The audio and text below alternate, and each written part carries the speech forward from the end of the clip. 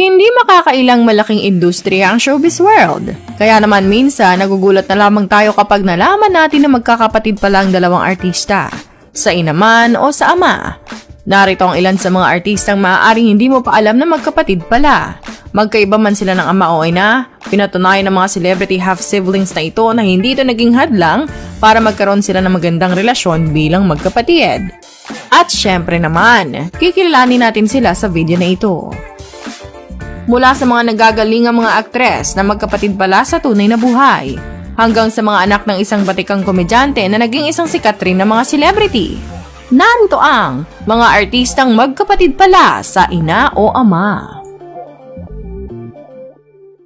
Number 1, Aramina at Christine Reyes. Kabilang ang mga aktres na sina Aramina at Christine Reyes sa mga artistang hinahangaan lalo pagdating sa pag-arte, kagandahan at kaseksihan. Ngunit ang mga katangiang ito ay tila namana nila sa kanilang ina na si Venus Imperial. Si Venus na isang half Filipina at half German na isang dating artista at isang beauty queen. Bago sumali sa showbiz si Venus o Francis Marie Clenk sa tunay na buhay, ay kinoronahan siyang mutya ng Pasig noong 1967 at binansagang kauna-unahang Eskinol Girl. Si Cristino Ara Marie Christine Reyes ay anak ni Venus sa kanyang asawa ni si Romy Reyes, habang si Aramina o si Hazel Reyes ay anak ni Venus kay dating congressman at mayor ng Quezon City na si Ismael Chuck Matay III. Lumaki si Ara na si Romeo ang kinilala niyang ama, hanggang noong 2000 nalaman niyang si Chuck ang kanyang biological father. Sa mga nakalipas na taon, dumaan naman sa maraming pagsubok ang relasyon ni Ara at Christine bilang magkapatid. Kabilang narito ang away nila noon na nauwi sa demandahan. Gayunpaman kalaunan ay nagkabati rin sila at inurong ni Ara ang kaso laban kay Christine. Number 2, Winwin Marquez at Vandolph Quezon. Ang kapuso actress at beauty queen na si Teresita San Marquez o mas kilala ng marami sa kanyang screen name na Winwin Marquez. At ang aktor at ang komedyanteng si Vandolph Quezon ay magkapatid sa ina. Si Winwin ay isa sa 4 na anak ng veteranang aktres na si Alma Moreno sa kanyang dating asawang si Joey Marquez. Samantalang si Vandolph ay anak ni Alma sa kanyang dating nobyo, ang yumaong king of comedy na si Dolphy Quezon. Number 3, Andy Eigenman at Sid Lucero. Magkapatid din ang dating aktres at ngayon ay social media personality na si Andy Eigenman at ang award-winning actor na si Sid Lucero. Si Sid ay anak ng yumaong veteranong aktor na si Mark Hill sa aktres na si Bing Pimentel, habang si Andy ay anak ni Mark sa actress-director na si Jacqueline Jose.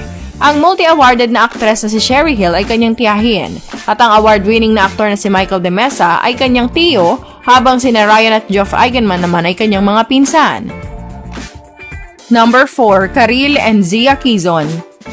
Magkapatid naman sa ina ang TV host at theater singer-actress na si Karil at ang singer-songwriter na si Zia Quezon. Si Karil ay anak ng kapamilya singer-actress na si Sasha Padilla sa doktor na si Modesto Tatlong Hari. Samantalang si Zia naman ay anak ni Sasha sa kanyang yumaong partner na si Dolphy Quezon. Number 5, Mickey Ferriols at Jackie Forster.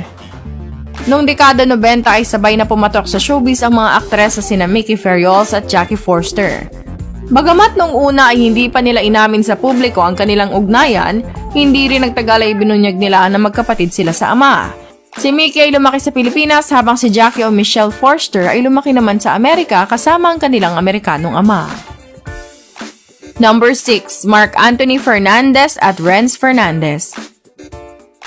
Magkapatid naman sa ama ang mga aktor na sina Mark Anthony Fernandez at Renz Fernandez.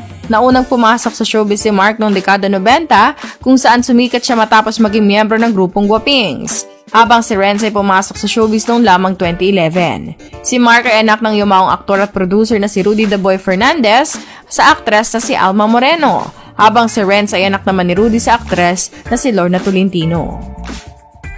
Number 7, Mark Lapid at Isabel Ortega. Si Senator Lito Lapid ay kasal kay Marisa Tadeo at may 4 na anak kasama na si Mark Lapid na mister ng aktres na si Tanya Garcia. Meron ding isang anak si Lito Lapid sa dating supermodel na si Melanie Marquez at isa pang anak na si Isabel Ortega sa dating singer na si Michelle Ortega. Si Isabel ay isa sa mga rising star ng GMA Network at katambalan ngayon ni Miguel Tan Felix. Sa isang interview kay Isabel sa Fast Talk with Boy Abunda, inamin ni Isabel na maraming nagugulat kapag sinasabi niyang si Senator Lito Lapid ay ang kanyang ama. Inamin din ng aktres na nagkaroon ng problema at issue ng kanilang ama nung nagdulot ng pagbabago sa kanilang relasyon bilang mag-ama, pero maayos na sila ngayon. Number 8, Sherwin Ordonez at CJ Ramos. Si Sherwin Ordonez ay nakilala noon bilang JB sa kapuso-teen-oriented show na Click. Ang kanyang pagkakasama sa show ay tumagal ng hindi bababa sa 4 na taon. Ang show na ito ay naging daan para makilala ang ilang mga celebrities tulad ni Richard Gutierrez, Angel Locsin, Gina Hortaleza, Alessandra De Rossi at marami pang iba. Si CJ Ramos ay kilalang aktor at half-brother ni Sherwin. Una siyang nakilala bilang isang child actor noong dekada 90 kung saan siya ay napabilang sa ilang mga pelikula na kasama ang TV movie The Adarna Adventure at Byudo si Daddy, Byuda si Mommy. Noong Hulyo 31, 2018, nahuli si Ramos sa isang drug buy-bust operation sa Quezon City. Sa totoo lang mga kachika, no? Gaano ka man kasikat na sisira talaga ang buhay mo pagdating sa droga. Anyways, matapos siyang makalaya sa kulungan, binigyan siya ng pagkakataon na bumalik sa pag-arte at mapanood muli sa telebisyon sa pamamagitan ng FPJs ang probinsyano.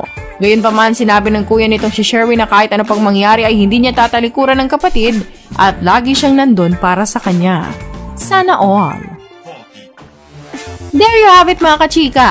Anong masasabi niyo tungkol sa latest update na ating pinag-usapan ngayon?